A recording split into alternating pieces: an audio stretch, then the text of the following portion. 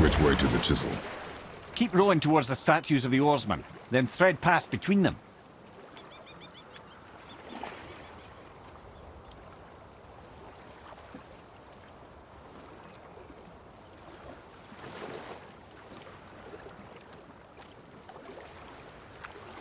Mimir, you never did tell me why Freya spit in your face. Well, she blames me in large measure for her present circumstances, and not totally without reason. It all goes back to the long war between the Aesir and Vanir. Prior to that, wars for the Aesir were easily won, but the Vanir had proved their equal and exacted devastating damage. Both sides suffered tremendous losses, and for many of us, quite frankly, war was simply no fun anymore. But a rather senseless waste of precious life. Wouldn't you agree, brother? Precisely. Enough was enough. And at last, Odin's most brilliant advisor became determined to find a more enlightened path. He set about to broker a peace between the gods.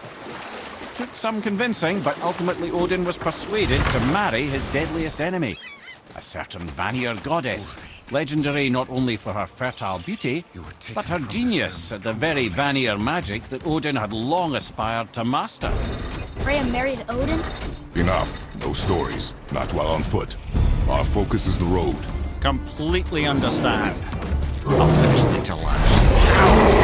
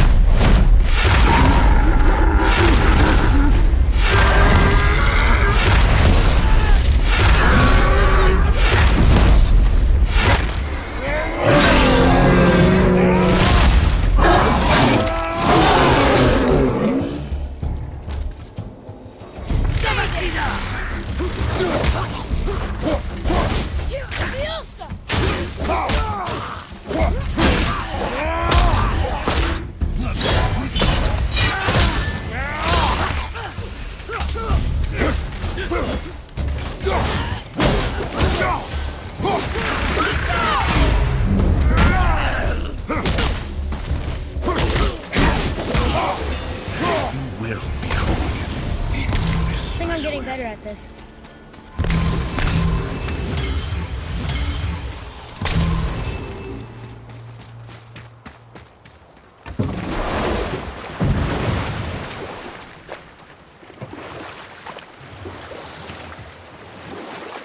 This chisel we seek, what is it?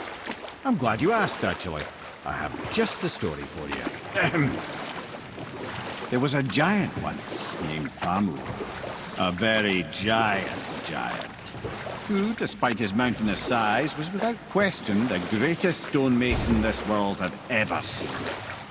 Proud Thamur hoped to one day pass his vast knowledge on to his son.